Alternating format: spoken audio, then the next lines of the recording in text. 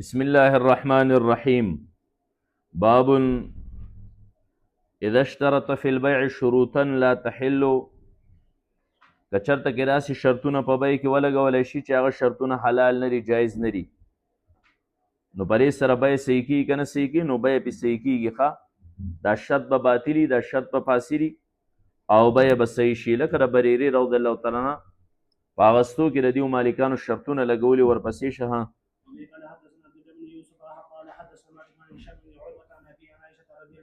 عائشہ رضی اللہ تعالیٰ عنہ فرمائے قالت جاءتنی رالما تبریرة، حضرت بریرہ رضی اللہ تعالیٰ عنہ دا پردی وینځوه.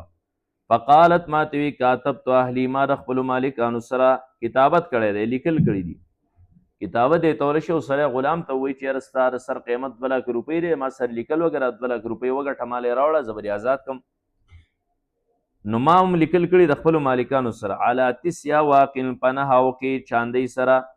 او فی کل عام وقیة، په هر یو کال کې به یو وقیه ورکوما، اما بازاري. نو عایشې فاعینینی، زما امداد وکړه په دې کې، ما له څه چاندي راکړه چې زه خپلو مالکانو له ورکړم، زما امداد وکړه. نو حضرت عایشې سریقې حالات موږ پرون ترمیزي کې بیان کړل که نه؟ موږ ویلو چې د هغې یو خصوصي خصلت دا و چې دی به غلامان اخیستل او آزادول وی. نو حضرت عایشه وایي فقلت ما ورته چې ان احب اهلکې که ستا مالکان دا خبره خوښوي ان اعدها لهم، چې زه وشمارم په یو ځای دیو ته، یعنې ستا د سر قیمت ورته په یو ځای وشمارم، دا اوقې چې کومې تا ورسره مقرر کړي دي دا 9 دا ورته په یو ځای وشمارم او تا آزاده کړم، خو په دې شرط باندې ویکونو ولاؤک لی، ولا به ستا زما دپاره وي، ستا نه چې څه پاتې شي که نه کومه ترکه ده نو دا به زما وي. فعلتو، نو زه داسې کوم، حضرت عایشه فرمایي فذهبت بریرة الی اهلها، بریره خپلو مالکانو خواله لاړه. فقالت لهم، پس وی هغې خپلو مالکانو ته چې داسې حضرت عایشه سریقه وی چې یو کال کې بس یو وقې ورکې، خو زه دا 9 واړه په یو ځای وشمارم او آزاده به دې کړم، ولا به دې زما وي. فابوا علیها، نو دیو د دې نه انکار وکړو. فجاءت، بریره راله من عندهم، د خپلو مالکانو د طرف نه، د حضرت عایشې کره بیا راله. ورسول الله صلی الله علیه وسلم جالس، النبی علیه الصلاة والسلام ناستو، پیغمبر علیه السلام کور ناستو. فقالت، نو بریری وی انی عرضت ذلک، ما خدا خبره پیش کړه علیهم پر خپلو مالکانو، فابوا، خو انکار وکړو چې نه ولا خو موږ دې ته نه پرېږدو، ولا به هم څه موږ الا یکون الولاء لهم، ها مگر دا په دې شر مې در خرڅې پتا باندې چې ولا به د هغو دپاره. پس سمع النبي صلی الله علیه وسلم، نبي علیه السلام خبره واورېده، دا تاسو څه وایي دا څه دي؟ نو فاخبرت عائشه النبي صلی الله علیه وسلم، حضرت عائشې نبی علیه الصلاة والسلام له خبر ورکړه، وی دا بریره داسې راله ماته چې زما سره امداد په ازادۍ کې وکړو، نو ما چې ټوله د عالم او ازادوم دی، خو په شرط دی چې ولا به دې زما وي. خو هغه مالکان انکار کوي، هغه چې زه ووایي. نو فقال نبی علیه السلام فرمیل خذیها واخلا، دا بریره واله حضرت عایشې ته وي واشترطي لهم الولا، ولا هغو دپاره شرط خیر دی وګرځوه، ځکه داسې کېږي هم نه، داسې هم باطل شرط دی، وی ګرځوه ځه وایلتې، او چې آزاده کړه ولا به ستا وي شرط ولا. نو هلته کې باطل شرط خو مقرر شو، خو په بیه باندې اثر دا پرېنستخه، بیه بیا هم صحیح وه. فانما الولاء لمن اعتق، ولاء د هغه چا لپاره ده چې څوک غلام آزاد کي. ففعلت عایشه، عایشې داسې وکړل. ثم قام رسول الله صلی الله علیه وسلم فی الناس، بیا نبی علیه الصلاة والسلام په خلکو کې ودرېد. فحمد الله واثنى علیه، د الله تعالی حمد بیان کړه او ثنا یې په الله بیان کړه. ثم قال، بیا وی اما بعد، حمد او ثنا نه وروسته وي ما بال رجال، دې خلکو له څه شوي یشترطونه شروطا، چې داسې شرطونه مقرروي لیست فی کتاب الله، چې د خدای په کتاب کې هغه شرطونه نشته. ما کان من شرط لیس فی کتاب الله، هغه شرطونه چې د خدای په کتاب کې نه، فهو باطل، دا به باطلي. و ان کان 100 شرط، اگر که 100 شرطونه ولې نه وي، که 100 شرطونه مقرر کړي نو دا به باطلي، ځکه په قضاء الله احق، د خدای فیصله زیاته حقداره ده. والشرط الله اوثق، او د خدای شرطونه ډیر زیات مضبوط دي. وانما الولاء لمن اعتق، ولا خو به د هغه چا چې غلام آزاد کا.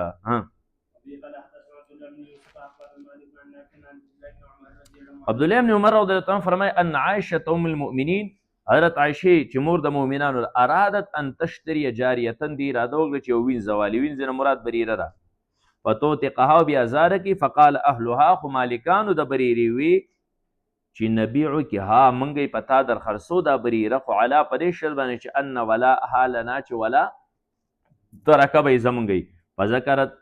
ذلک لرسول الله صلی الله علیه وسلم. نو د دې خبرې تذکره حضرت عایشې نبی علیه الصلاة والسلام له وکړه. نو فقال نبی علیه السلام فرمیل لا یمنعک ذلک، د دې دا خبره دی د اغوستو نه منع نه کی. وایلا فانما الولاء لمن اعتق، زکه ولا خدا هغه چا لپاره چې څو غلام آزاد کړي. ها او کجوري په کجورو سره اغوستل.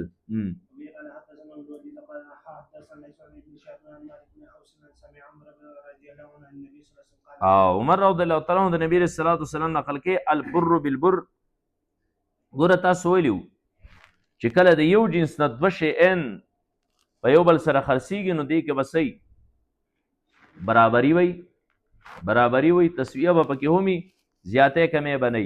او بل نسیه به پکې هم نه، نقدي به یې. نو که برابري پکې نه او تفاضل پکې او زیاتې کمې پکې نو ربا سود دی، او که نسیه پکې نو بیا هم ناجایز دي، بیا به هم ناجایز دي، نسیه به هم نه، یدن بیدین بی او مثلن بی مثلین بی. قال البر بالبر، غنم د غنمو په بدله کې خرڅول ربن دا سود دی، الا ها او ها، مگر لاس په لاس کوي نو بیا سود نه لري، نسیه به نه ورکوي، یو شانتی بی، مثلن بی مثلین او یدن بیدین بی. والشعیر بالشعیر ربن، وربشي د وربشو بدله کې خرڅول ربا ده، الا ها و ها، مگر که لاس په لاسي، یعنی وزن کیل او ناب دواړه برابري او دغه شانتي لاس په لاسو مي. والتمر بالتمر ربن الا ها و ها، کجوري د کجورو مقابله کې خرڅول، نسیه خرڅول دا ربا ده، یا که زیاتې کمې بیا هم ربا ده، الا ها و ها، مگر که نقد په نقد نو بیا نه د ربا. او دا باب دی بیع الزبیب بزبیب، وسکې د وسک په مقابله کې خرڅول او خوراک د خوراک په مقابله کې خرڅول.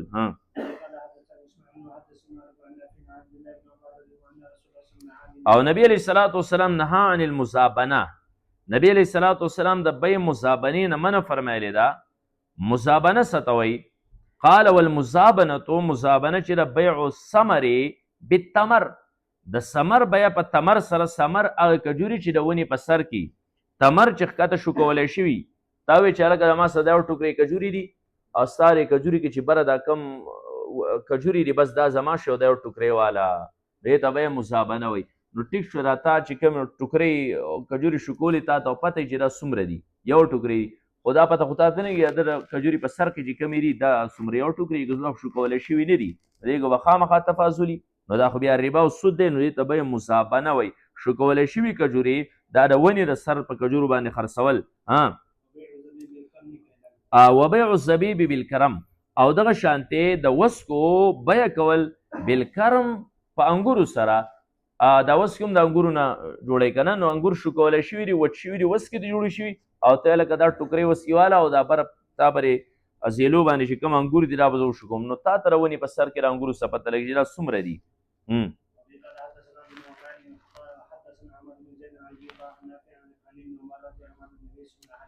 ابن عمر رضی الله عنه فرمایي نبی صلی الله علیه وسلم نهى عن المزابنه، مزابنې نه منع فرمایلی. قال والمزابنه، مزابنه څه ته وایي؟ ان یبیع الثمر بکیل،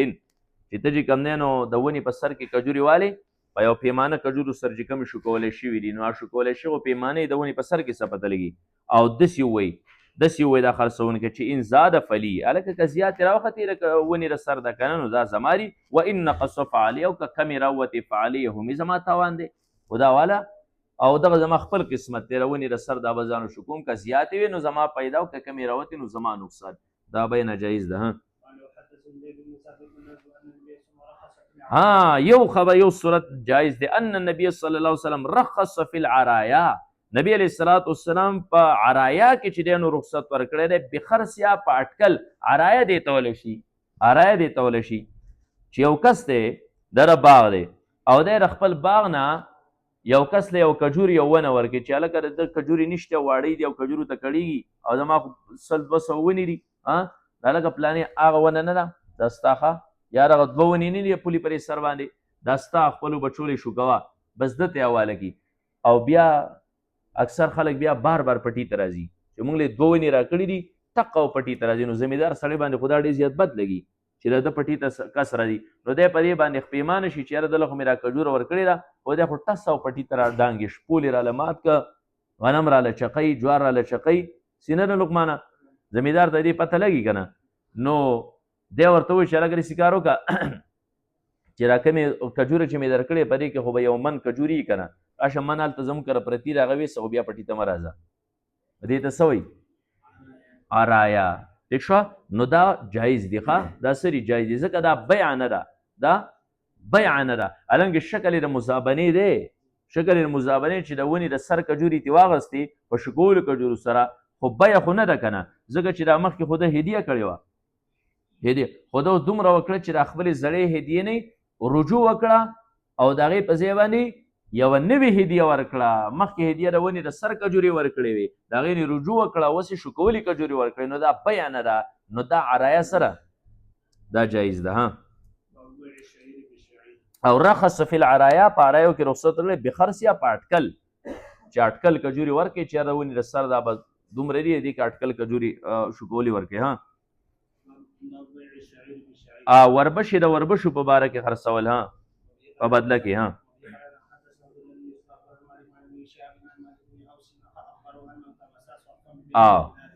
انه التمس صرفا ب100 دینار شاته دا رواج ذکر شی چې د تلاش کا به صرف د 100 دینارو چې دا به صرف په دې کې کومه بدلو مې ها فدعاني طلحه ابن عبید الله ذا طلحه ابن عبید الله راوخ تما فترا وزنا منګه په خپل منځ کې به شروع کړ حتی استرف مني تر دې پورې چې زمانه واغستل فاخذ الذهب دا سونې زمانه واغست يقلب في يدي پر لاس کې اړه ولا راړه ولا ثم قال ما تی وی چې د دې بدله کې بوس چاندي در کوم ها د دې سونې بدله کې چاندي در کوم حتی یاتي خازنی من الغابه او زما خازن چې کوم دی چا سر چې کوم مال زما پروت دی هغه غابې ته چې د غابې نه راشي تیر شي بلورس کنه د غابې نه راشي نو بس زه به طالب بیا روالي د دې مقابله کې چاندیا بدله درکم وعمر يسمع ذلك عمر رضی الله عنه دا خبري اورېدي فقال وی چې نه ګوره یو دی چې هم جنس سیزي نو دې کې به دا به مثلن به مثلن همي یدن به یدین به همي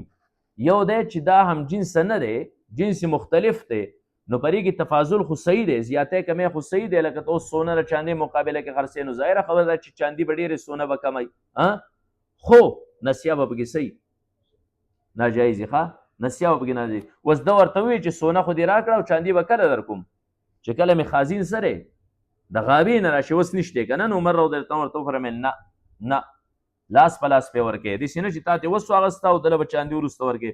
والله په خدای قسم لا تفارقه د ده نه جدا نشي حتی تاخذ منه تر څو پورې چې د خپل چاندي نه اغوستې د سونې په مقابله کې ځکه قال رسول الله صلی الله علیه وسلم نبی علیه السلام فرمیل الذهب بالورق ربا الا ها وها سونه د چاندي په مقابله کې دا سود دی مګر ال سود نه الا ها وها مګر چې داسې لاس په لاسي نو ټیک شو جنس وی مختلف دی تفاضل پکې جایز دی زیاتې کمې او نسیا کاته پکې سره سود دی والبر بالبر ربا الا ها وها والشعير بالشعير ربا الا ها وها والتمر بالتمر ربا الا ها وها شاته ذکر شو او سونه د سونې په مقابله کې خرڅول ها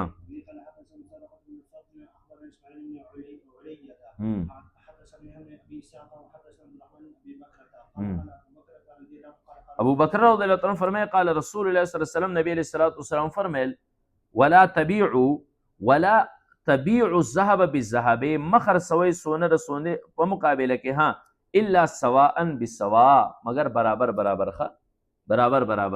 ځکه چې سونه او طرف ته هم سونه بل طرف ته هم ده نو هم جنس یو دی نو بالکل برابر وای تفاضل به پکې نه والفضه بالفضه او چاندی ر چاندی په مقابله کې مخ رسوي ها که خرسون الا سواء بسواء مگر برابر ها وبيع الذهب بالفضه خرسوي سونه ر چاندی په مقابله کې والفضه بالذهب او چاندی ر سونی په مقابله کې کیف شئتم څنګه چې خوخی ځکه چې سونا قیمتي شی ر چاندی کم قیمت لري نو دې کې تفاضل کولای شي ها خو نسیا کاته پکې نه ګوري ښه نسیا کاته پکې ها وها وای سوان سوا بسوا کني ها وها بی ها چاندی ر چاندی په مقابله کې خرڅول ها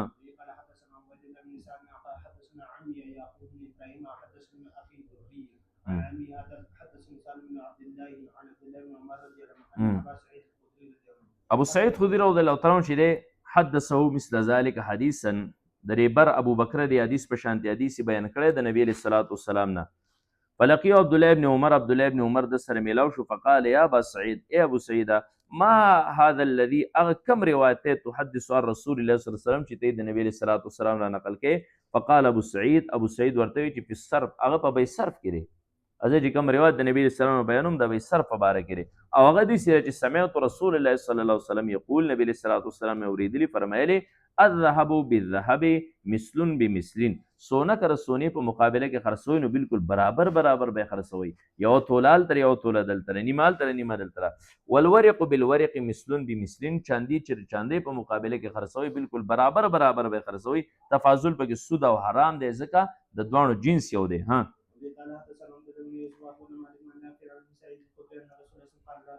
او نبی علیہ الصلوۃ والسلام فرمایي لا تبيعوا الذهب بالذهب